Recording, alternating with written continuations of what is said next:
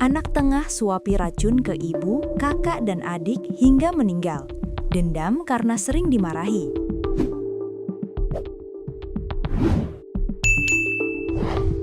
Misteri kematian satu keluarga di Warakas, Jakarta Utara, akhirnya terpecahkan. Anak tengah berinisial AS, 22 tahun dari keluarga tersebutlah yang memberikan racun. Sebelumnya, publik digegerkan dengan kematian ibu berinisial SS 55 tahun dan dua anak berinisial AF 27 tahun dan AD 14 tahun pada Januari 2026. Ketiganya tewas di kediamannya usai disuapi racun oleh AS, anak ketiga SS. Dikatakan Kapolres Metro Jakarta Utara, Kombes Polisi Erik Frendris saat sesi jumpa pers di Polres Metro Jakarta Utara, pelaku melancarkan aksi dalam 2 tahap. Jadi ada 2 proses yang dilakukan oleh pelaku. Yang pertama yaitu membuat korban pingsan dengan racun tertentu dengan metode tertentu. Jelasnya dikutip dari Kompas, Jumat 6 bulan 2 2026. Setelah dia memastikan bahwa korban pingsan namun belum meninggal dunia, dia menyendokkan racun lagi ke dalam mulut para korban, sambungnya. Erik mengungkapkan, kronologi tersebut diakui oleh pelaku saat polisi memeriksa yang bersangkutan.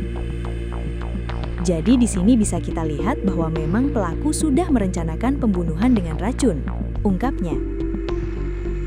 Sementara itu, Kabid Humas Polda Metro Jaya, Kombes Polisi Budi Hermanto mengatakan, berdasarkan hasil autopsi tidak ditemukan adanya bukti kekerasan fisik pada ketiga korban.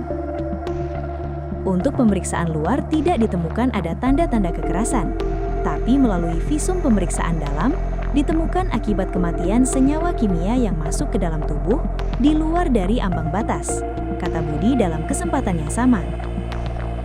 Ia menambahkan, senyawa yang ditemukan di dalam tubuh korban merupakan kandungan zat zinc phosphide.